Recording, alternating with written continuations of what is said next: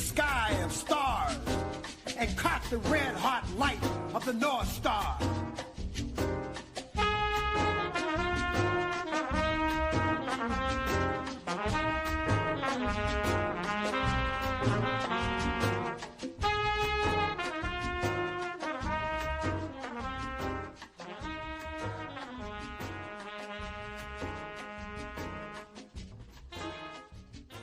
She opened the earth, walking with blood-soaked feet. She challenged the whip,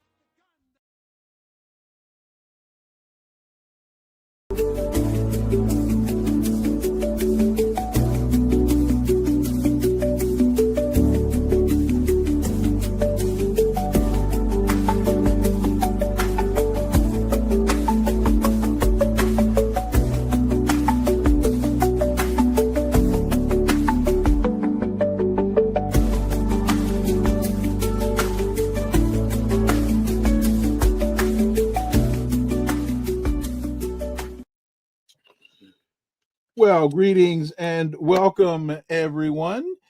The New York Post has a piece entitled, NATO Chief Predicts How China Could Set Off World War III. Let's not be naive about this. World War III will erupt when Chinese President Xi Jinping invades Taiwan and tasks Russian leader and ally Vladimir Putin to attack NATO nations to keep them out of the Pacific, the defense bloc's chief warned.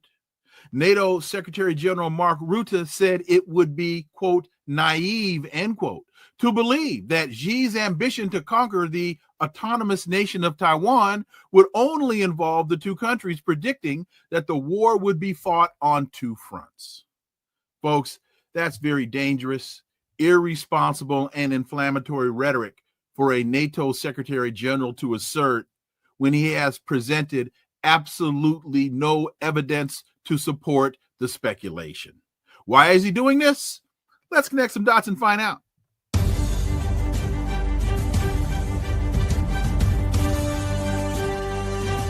Connecting the Dots with Dr. Wilmer Leon, where the analysis of politics, culture, and history converge. Welcome to the Connecting the Dots podcast with Dr. Wilmer Leon, and I am Wilmer Leon.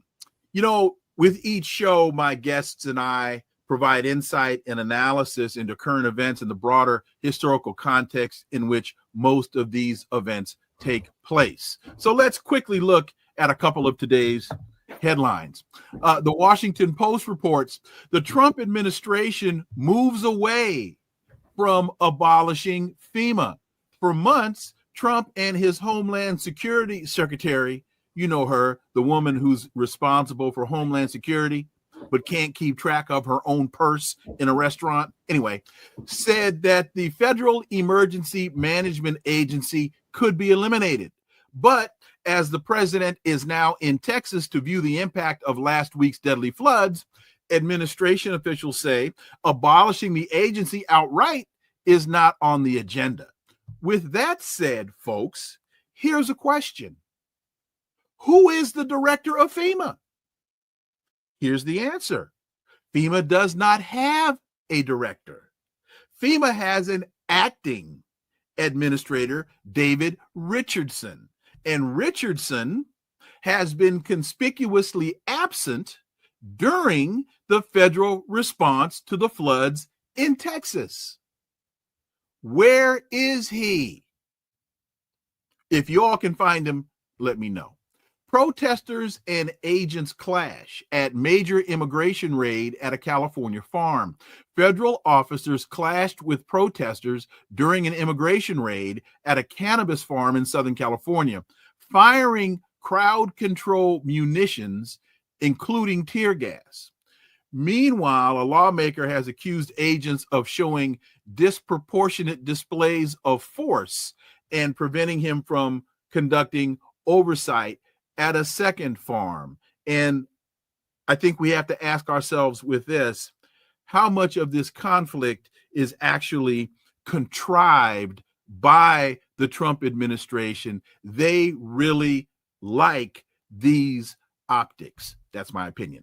Finally, the Wall Street Journal has an incredibly interesting piece. The rapid rise of killings by police in rural America is the title. Last year, 1,260 people were killed by law enforcement, the highest level since data crunching organizations began keeping track of these statistics a decade ago. A major factor driving the upward trend is surprising. Sheriff's departments that generally patrol rural slices of America are killing more civilians. Sheriff's departments, which generally have the jurisdiction over counties, were involved in about a third of the police killings in 2024, despite making up just a quarter of law enforcement nationwide. This is according to the nonprofit Mapping Police Violence organization. Killings by sheriffs rose 43% from 2013, while that number rose 3% for police departments, which generally patrol cities and towns. With all of that being said, let's now turn to today's episode. The issue before us is, how reckless and irresponsible is it for NATO Secretary General Mark Rutte to publicly assert World War III will erupt when Chinese President Xi Jinping invades Taiwan and tasks Russian leader and ally Vladimir Putin to attack NATO nations to keep them out of the Pacific? Why would he say this? What is this based on? Where is the evidence? My guest is a man who needs no introduction on this program. He's a teacher, an activist, a writer, and an analyst. KJ No, my brother, as always, welcome back. Let's see where we are here. Thank you. Pleasure to be with you. There we go. Thank you again, KJ. Really appreciate you joining me today. And so, well, okay, before I get to that, just overall, let me start with your thoughts on this, KJ. Well, what's happening right now is there is a slight divergence of sequencing and opinion.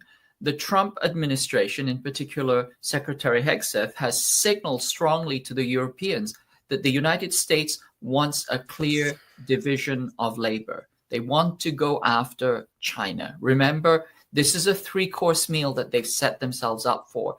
The main dish is China. Mm-hmm. They were going to knock out Russia as a simple appetizer, just polish it off. And then they were going to pivot to China. And then they were going to finish off Iran as a dessert. I mean, this is the kind of three-pronged, three-course meal that the imperialists had set up for themselves. Well, the problem was that Russia, the first appetizer, it was supposed to be a cakewalk, right? Mm-hmm.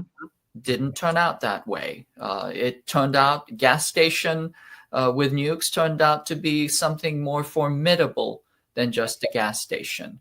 And so they're caught in that quagmire, and the Trump administration, because they hate losing anything, they want to disengage themselves rapidly and have a division of labor where the Europeans continue to grind down Russia while the U.S. pivots rapidly to Asia, which is also now being thwarted by what's happening in West Asia, in the Middle East. So they're stuck in yet another quagmire.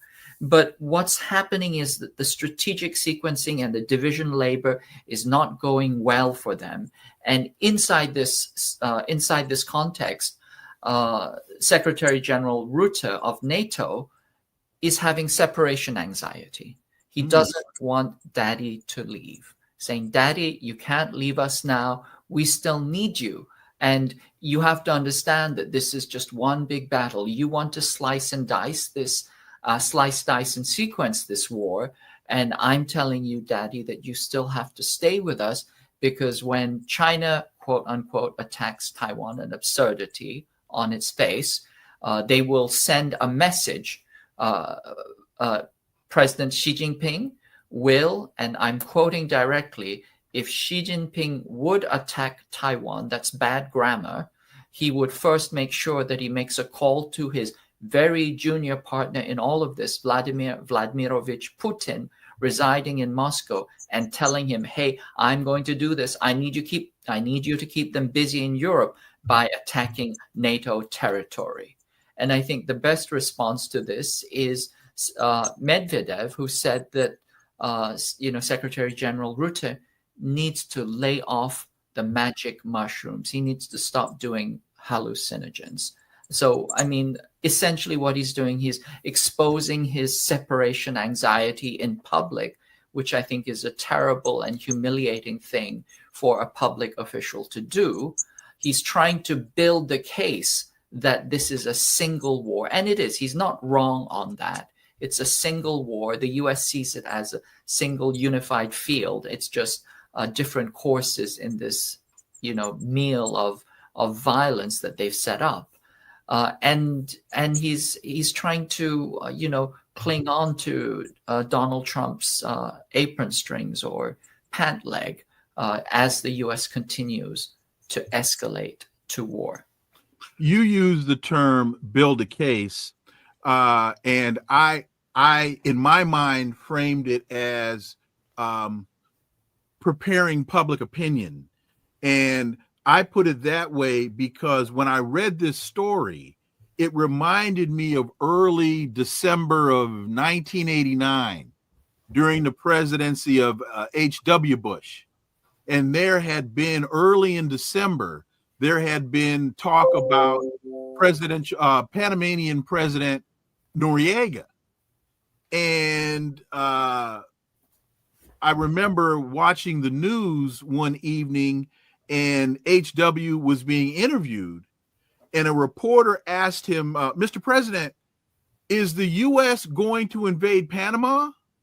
And Bush said, no, the American people aren't ready for that.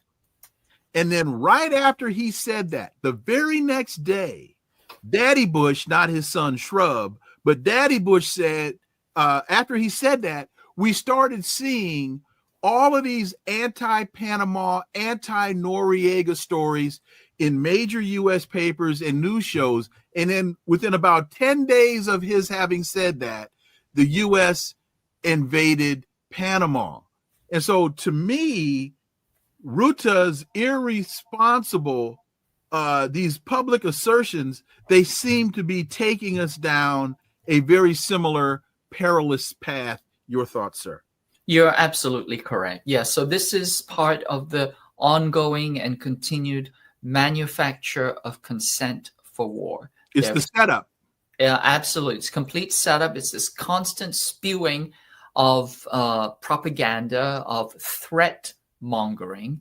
And when they say China is a threat, what they really mean is that China is uppity because it won't stay in its place as a subordinate to the global imperium.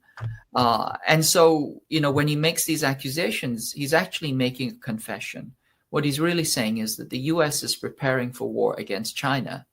NATO has been set up to be part of that coalition of the quote unquote willing. In fact, they're, constantly doing exercises, including, the recent German plane that buzzed a Chinese ship in the Red Sea and then had to turn tail because they realized they were, as the Germans would say, tief in der Scheiße, deep in the muddy, as we might say.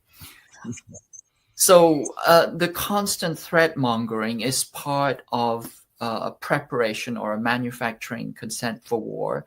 I think I also sent you some information that the U.S. has just recently started the most intense war games since the Cold War. Before we get there, and thank you for sending. Yes, I just want to make one more point about Rutte's comments. When he says, let me see if I can just quickly get there. When he says, it would be naive to he says it will be naive to think otherwise. That's, to me, that's very Trumpian, because Trump loves to say, well, everybody knows, whenever he wants to make an assertion that he can't validate and support with evidence, he says, well, everybody knows that it's true. And when in fact we know that it's fiction. And then he makes these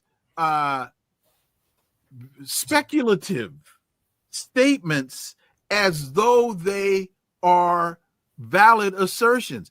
If Xi Jinping would attack Taiwan, he would first make sure he makes his call to his very junior partner, trying to slight Putin in the process. And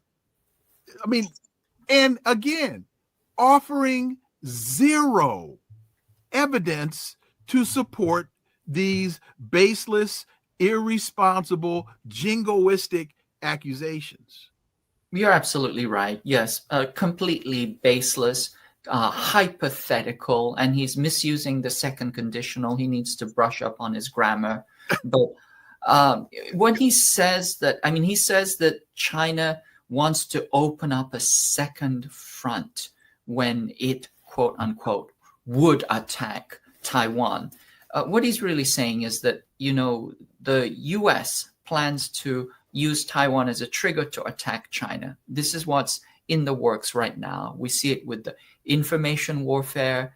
We see it with the staging of the theater, the logistical preparation of the theater all across the first island chain and the second island chain, even including the third island chain. These plans for war are incredibly advanced.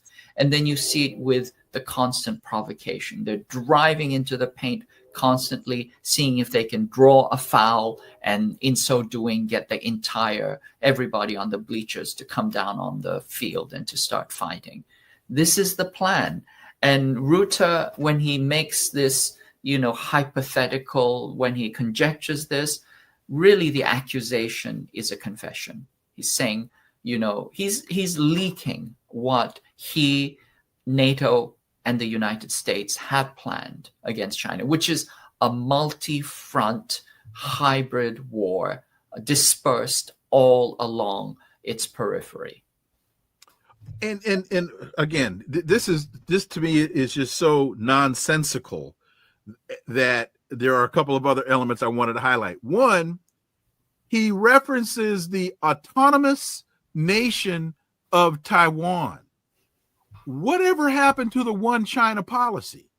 That seems to have now just been disregarded, with no real official statement by the State Department that the one China policy is no longer the official China policy. And the other thing he says, and if you get a chance to read this, all of this comes out of an interview that he did with the New York Times.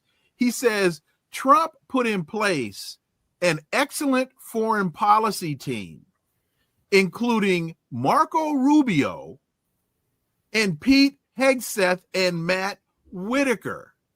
And then he takes a shot at Secretary Lavrov. He says, I'm sure you saw comments by Lavrov. He says, I know Lavrov very well. He's been the foreign minister since the birth of Jesus Christ. I've never taken him seriously. When you talk about fake news, listen to Sergey Lavrov, one of the most polished and formidable diplomats you'd ever run up against. Absolutely. He sets the standard for international diplomacy. So for Mark Rutte to be saying that, it's just kind of preposterous. As I said, the mushrooms are still working. He's still shrooming hard. He needs to come down from his trip and do some serious detox. But yeah, these are people who think that they can bend reality to their ideas, to their wishes. And I think that what they're doing, as is obvious, is they're manufacturing consent. And of course, in the case of Mark Rutte, he's doing some major rear end kissing. I mean, this is this is like off the charts rear end kissing. I mean, when he says that, the best team that he's ever seen, my words fail me. And lest we forget, Donald Trump is the one that conferred the moniker of Lil Marco to Marco Rubio. And now Lil Marco is supposed to be traversing the world as the spokesperson for American policy. And final point on this, and I, and you can give the exact references and terminology here. Wang Yi, the foreign minister of China, career diplomat. When Chinese students are interested in joining the Chinese diplomatic corps, they go to a university and they study diplomacy as a major.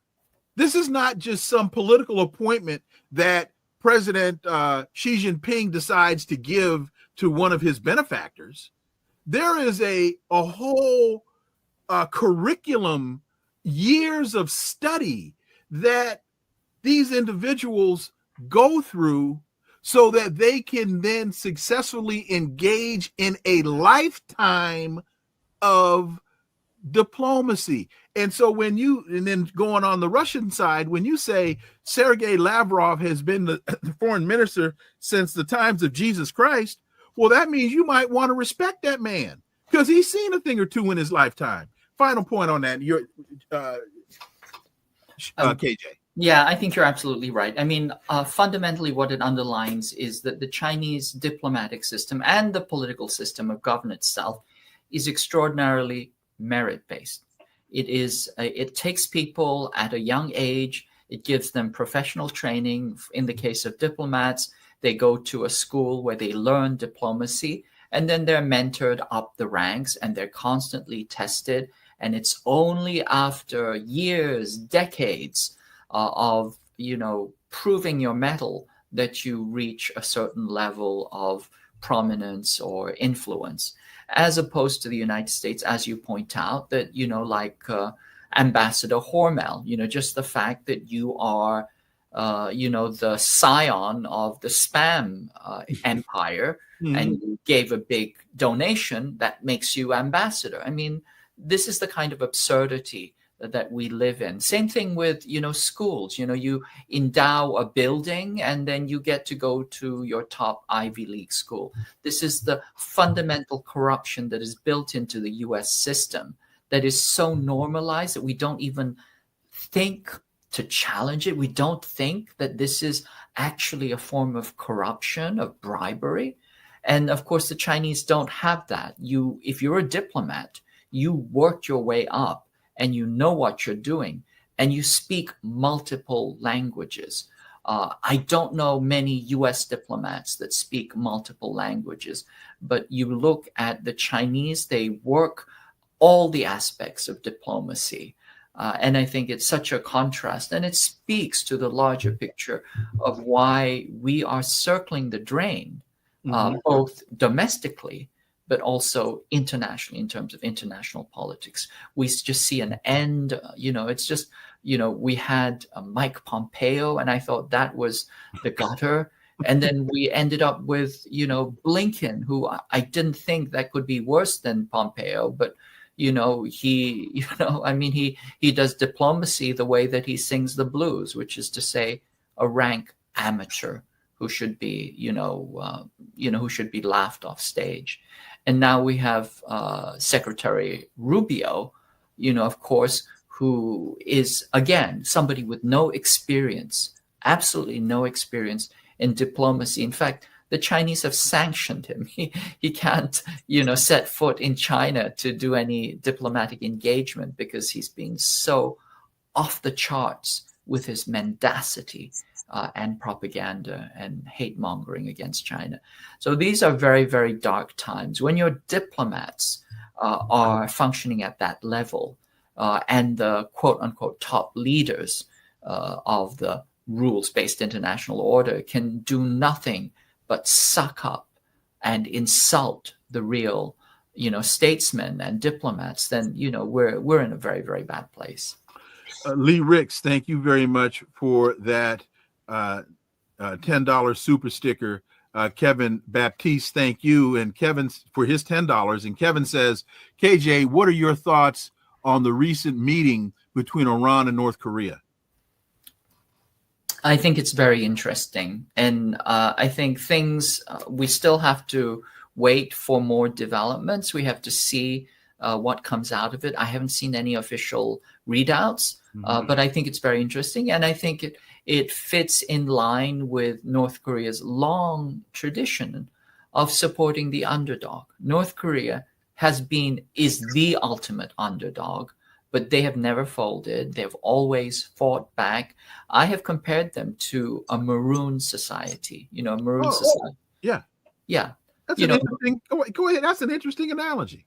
Well, I mean, as you know, maroon societies that we saw in Haiti, in the Caribbean, in Latin America, and in the south of the United States were created by slaves that had escaped plantations and then created highly disciplined societies that were capable of defending themselves. And of course, they were very discreet, they kept a high level of secrecy, but they were incredibly disciplined, and they were not going to be, re-enslaved. And I think the North Koreans have functioned from that standpoint. We were colonized, we were genocided. People don't realize that there was a genocide of at least 1/5 of the population of North Korea during the 1950s. The U.S. turned that entire country, which is about 900 times the size of northern Gaza. They turned that entire country, made it look like Gaza. What we see in Gaza over that area, they did to the entire country. Nothing was left standing. The entire country looked like a moonscape. And North Koreans came back from that, and they decided that we are never, ever going to be subjugated. And they fought back, and they've prevailed. And they are poor, but they're probably the most advanced poor country in the world. In terms of GDP, one of the lowest, but in terms of life expectancy, they punch 100 rankings above their expected life expectancy. They're very extraordinary, in terms of their statecraft, diplomacy, and most importantly, in terms of their militant resistance. They've always supported liberation movements and resistance to the empire, and they put their money where their mouth is. So they've supported many liberation movements in Africa and in the Middle East, including the PLO, and of course, most recently they came and fought alongside the Russians in Kursk, inside Russia itself, because Russia and North Korea have a mutual defense treaty. So it does not surprise me that the North Koreans are extending their hand of support to Iran. Two things. One, Donald Bird, thank you very much for that $10 super sticker. And just as a follow-up to the point about North Koreans fighting alongside the Russians in Kursk, when we first heard the reports of North Korean soldiers fighting alongside Russians, we dismissed that and said that didn't make any sense. They were reporting that the individuals had security badges from a place called Tuna. I'm drawing a blank on the proper pronunciation of this area. One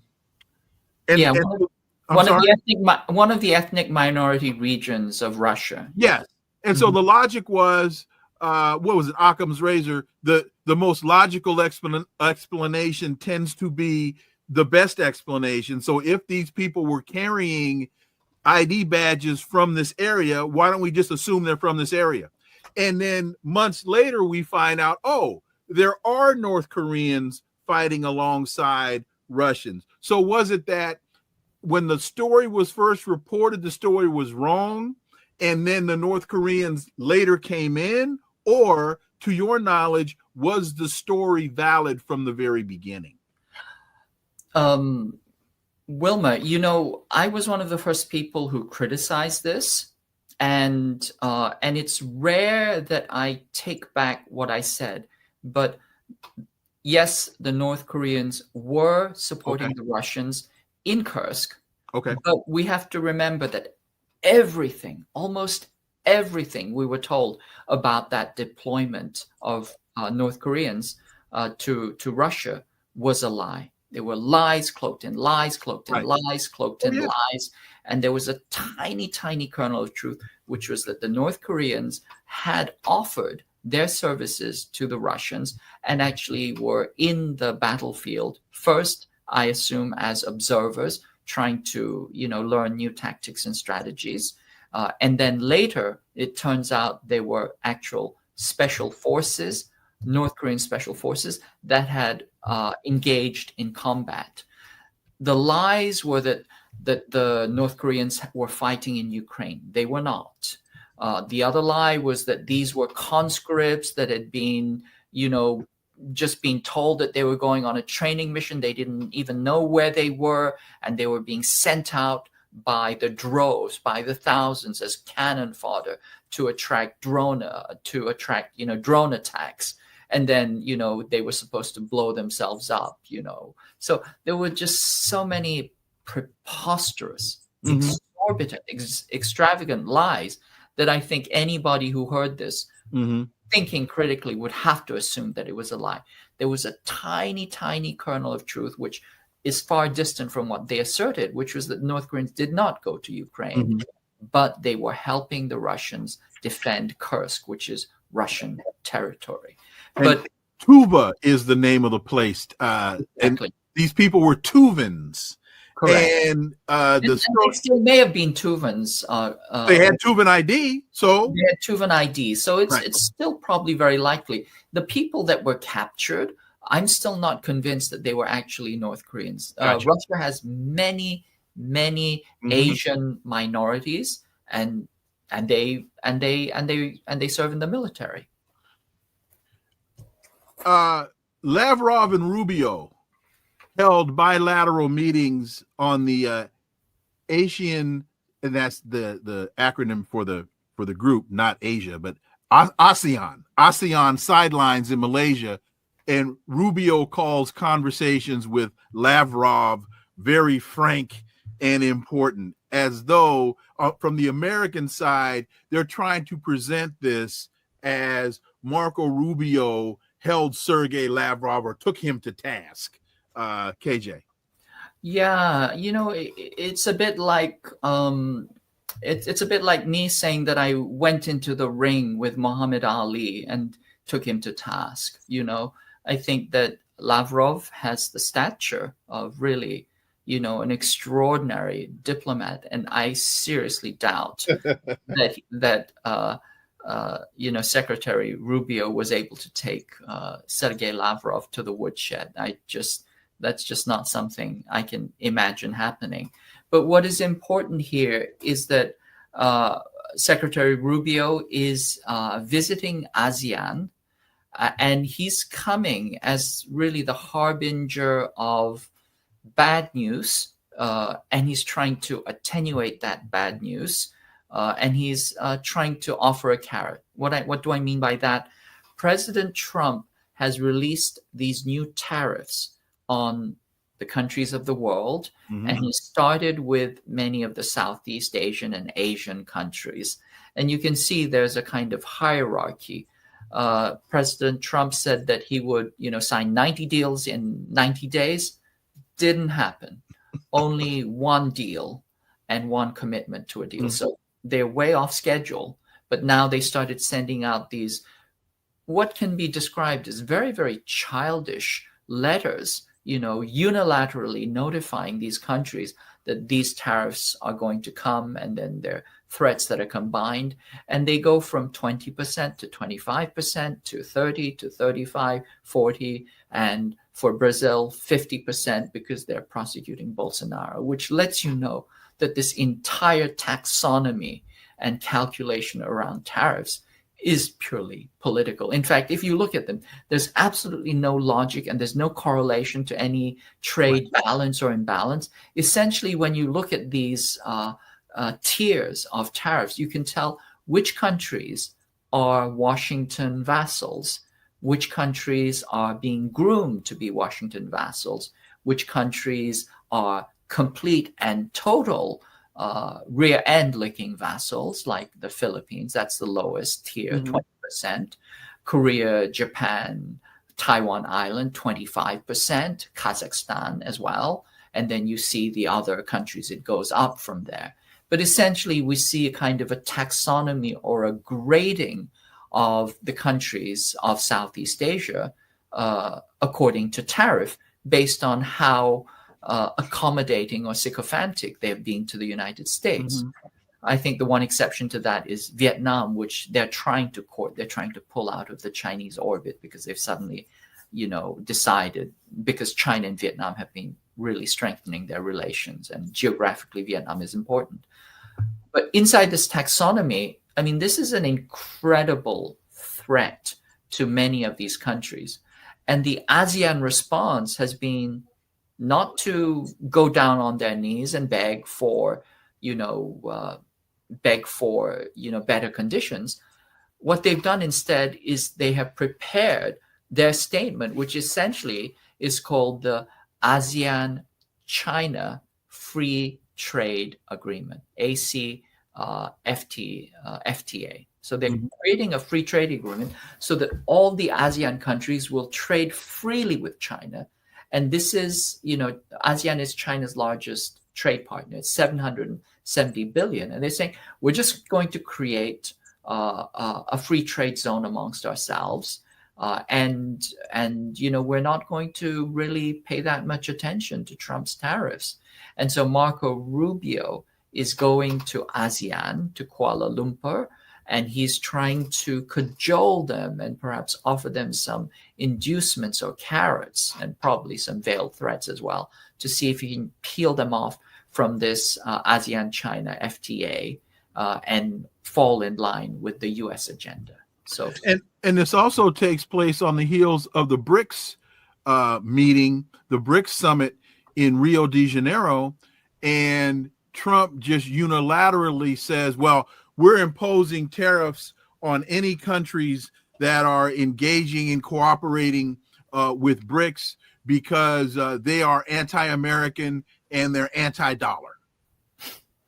Well, I mean, they're anti-dollar to the extent that the U.S. has made the dollar so hard to use that it's weaponized it and used it as a tool to, sanction countries and to, make life difficult for them. So, I mean, that process is happening regardless. That would happen regardless of whether there was a BRICS bloc or not. But yes, BRICS is an anti-hegemonic coalition. It's a trading coalition, but it is the largest trading coalition in the world now in terms of, certainly population and landmass, and rapidly approaching that in terms of its finances. And Trump doesn't want that. He knows that the BRICS pose a threat to the U.S. conception of unipolar global hegemony. So he's threatening them and, saying that he's going to raise, tariffs enormously if they do that, or if they de-dollarize. At least he has the sense to understand that de-dollarization is one of the key issues at stake. But everything that he's doing is driving this, is making it more and more likely that countries will de-dollarize, and more likely that BRICS or other anti-hegemonic coalitions will strengthen and increase, because he is literally driving them away. The U.S. as a business strategy is simply shorting the entire planet. China is going long. They're looking for investments. They're expecting things to get better. And the U.S. plan is to short everything, to threaten everything, to threaten to kneecap everybody, and thinking that is a valid diplomatic strategy for strengthening its standing in the League of Nations. It's not going to happen. It's also a preparation for war. We have to understand this tariff war is actually a continuation through other means of the Trans-Pacific Partnership, which was the economic arm of the U.S. Escalation to war against China. There was the air-sea battle, which was the military doctrine. It was the plan of war, which was derived from Israeli war doctrine, from the Yom Kippur War. Essentially, we're going to, decapitate the Chinese leadership. And then the economic arm of this war or warfare against China was the Trans-Pacific Partnership. And that was the idea that they would isolate China and just have the Pacific nations trade amongst themselves while excluding China from, this large bloc. Well, Trump abandoned that, and he decided to go full frontal simply with tariffs. And now that he's recalibrating that and trying to use tariffs once again to force countries to isolate China and detach themselves from China. But it's not working because there's such a mercantile thinking and a greed and a desire for profits and for the tariff revenue that he can't get his strategy straight. And of course, it's also important to notice that trade in general, as an uncoerced relationship, is actually a common good. Countries win from both parties win when you trade. Wilmer, if I run a restaurant and you come in and I give you food and you pay me, it's win-win for both of us, right? I make money and you get hopefully a satisfying nourishment, right? It's both win-win. And it would be insane for me to complain to you that, Wilmer, it would be insane if you said, well, KJ, the restaurant owner, never buys anything from me, therefore he's ripping me off, and I need to sanction him. When actually I have been just receiving IOUs from you for, 20 years because the U.S. has been printing money. So it's such a misapprehension of global affairs and of the trade system. And now it's being weaponized and used as a coercive tool. And it's going to create such a huge mess. In fact, it already is.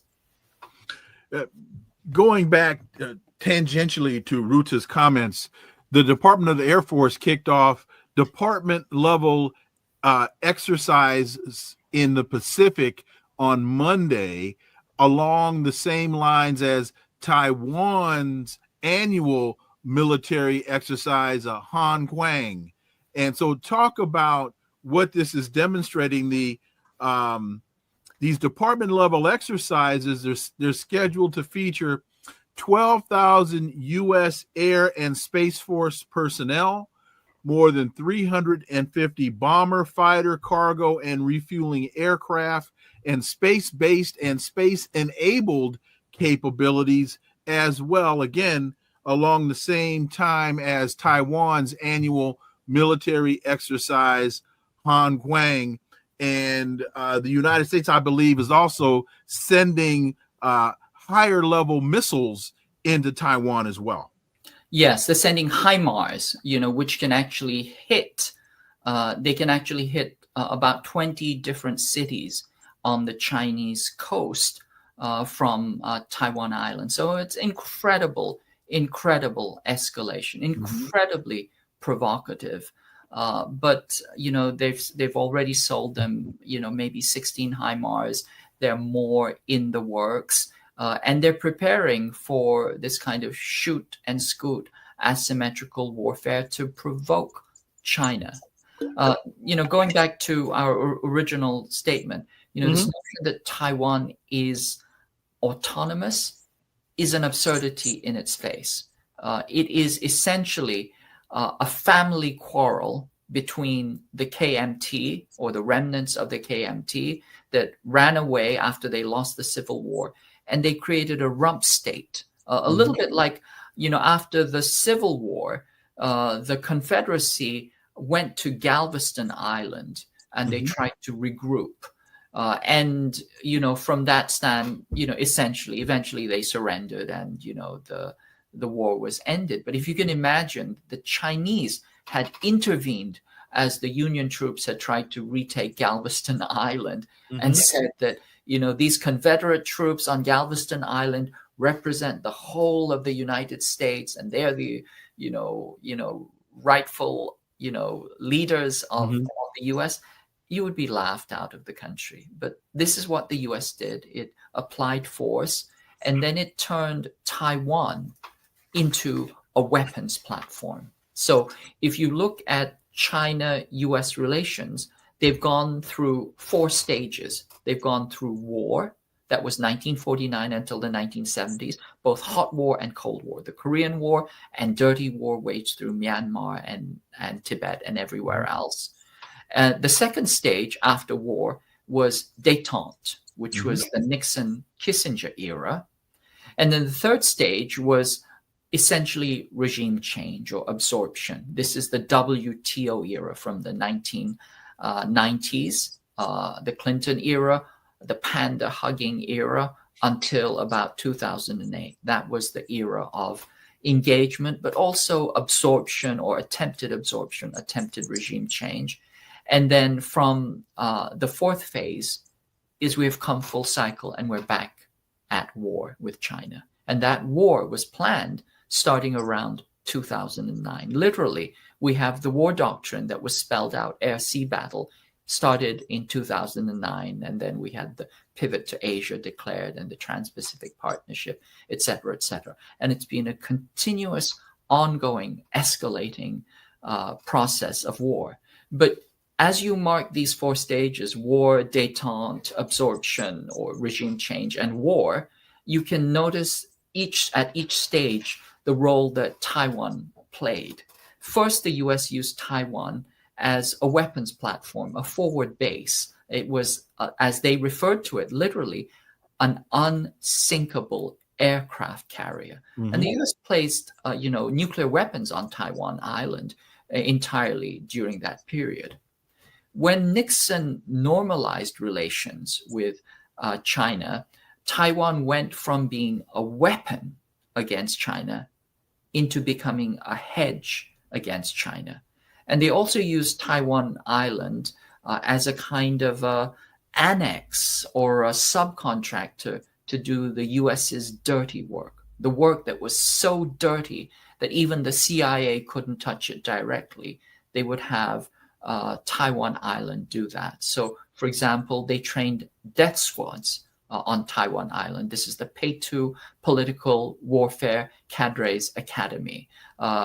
Roberto D'Orbison, the death squad monster of El Salvador, was trained in Taiwan Island. They say we went there. What did we learn? We learned unbridled cruelty. So all the kind of dirty tricks, the dirty wars, and the kind of dirty alliances were quietly subcontracted to Taiwan Island as this kind of imperial lackey that did really the kind of janitorial work that was unspeakable. That's why Taiwan had such close relations with Israel and South Africa and the other dictatorships such as South Korea and the Philippines. And they also were a kind of a clearinghouse for global fascism. So the Ukrainian Nazis, the Eastern European Nazis, they all had their kind of home base run out of Taiwan and the World Anti-Communist League. And also the Iran-Contra scandal was run out of, Taiwan's World Anti-Communist League. So again, the long history of dirty wars and dirty tricks, dirty operations. Air America was actually a civil air transport, which was Taiwan's national, international flight carrier. The U.S. had Air America, which it used, for dirty wars and for drug smuggling.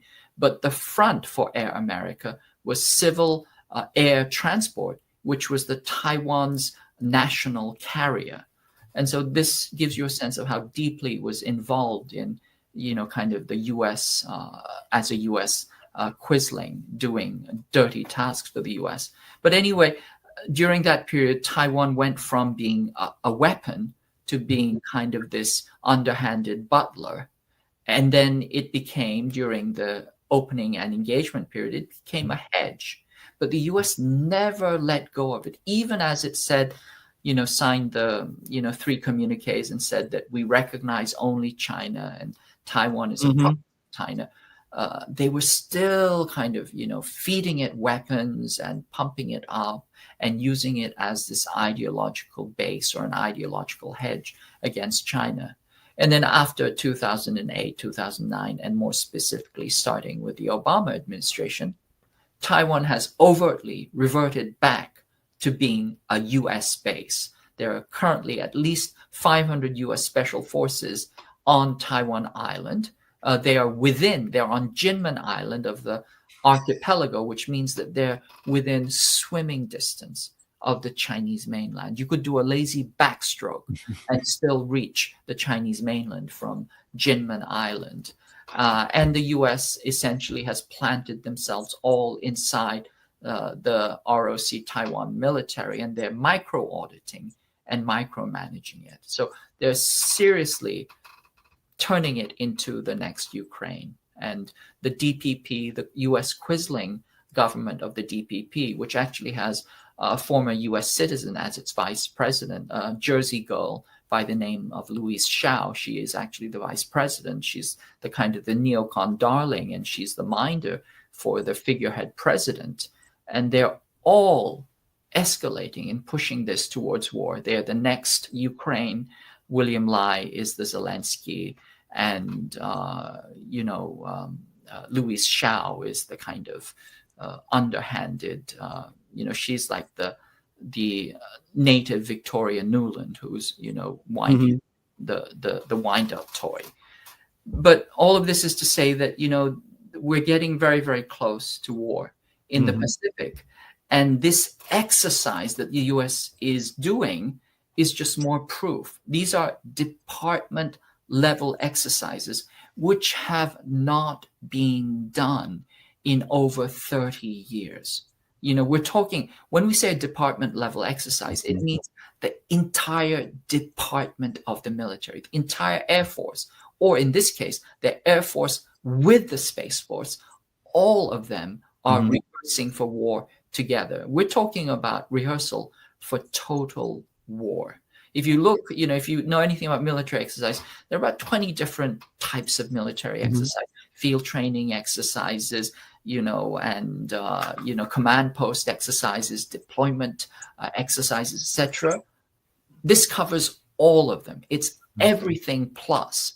And essentially, it's a rehearsal for total war. 350 planes that are rehearsing interoperable strikes and missions, along with the Space Force itself.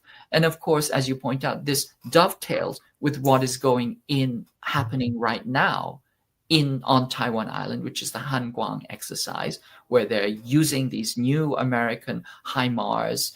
They're also using new American tanks, and they're essentially rehearsing for war. This is the provocation.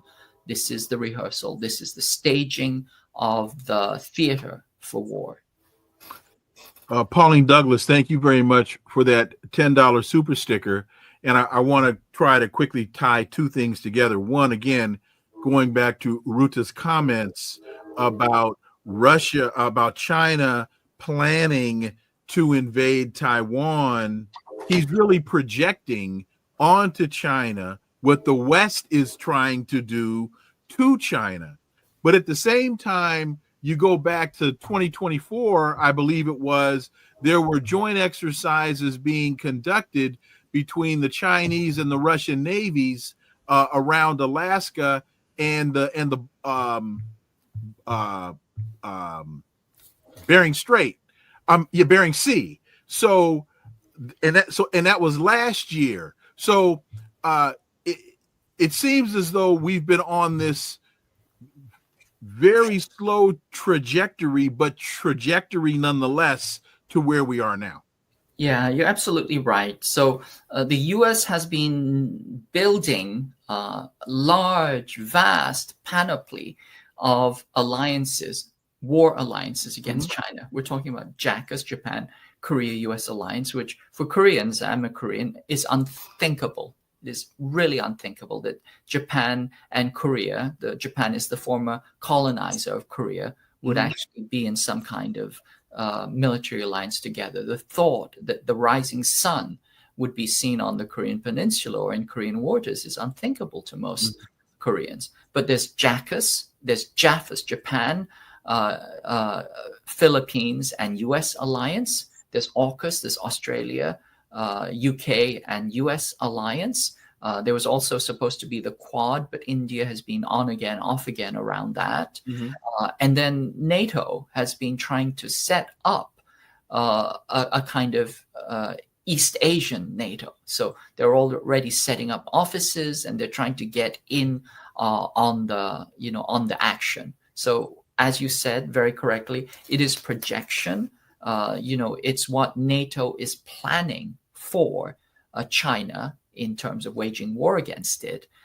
What they're accusing China is what they're actually planning for it. The accusation is a confession. And of course, it is not a surprise then that China would be rehearsing counter actions against this. So they've been rehearsing with Russia, working on interoperability in various areas. And they've also been, supporting other countries in their interoperability and their capacity to resist the United States. That said, the Chinese don't want war.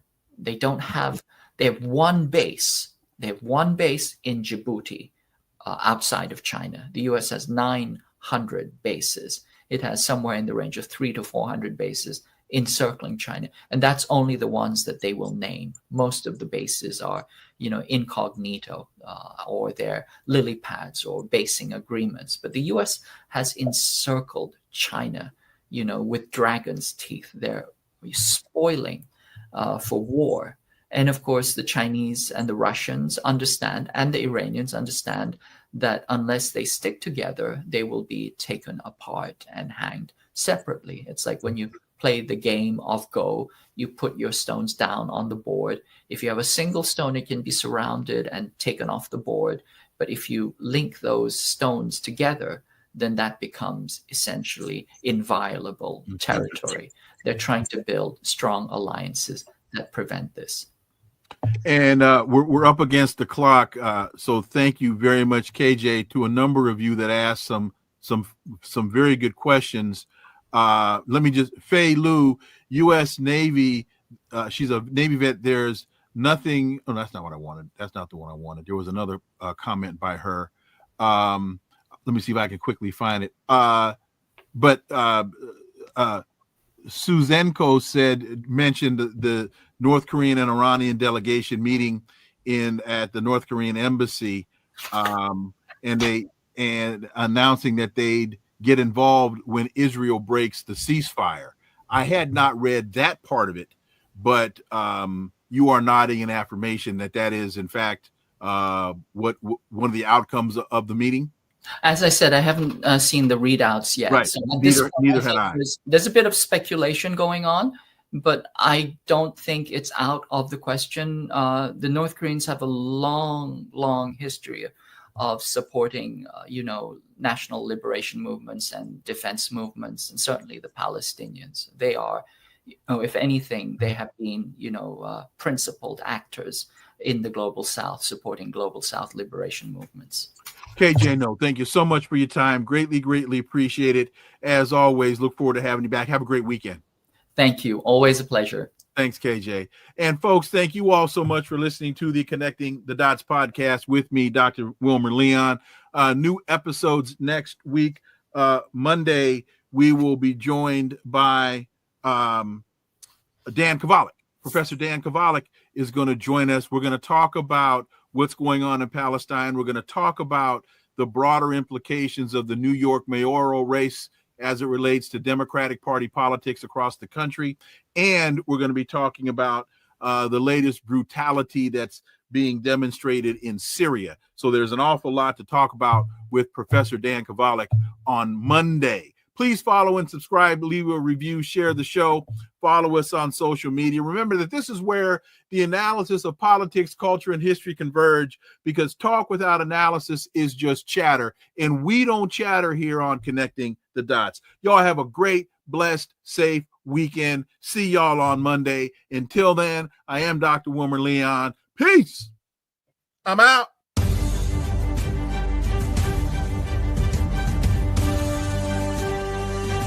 Connecting the Dots with Dr. Wilmer Leon, where the analysis of politics, culture, and history converge.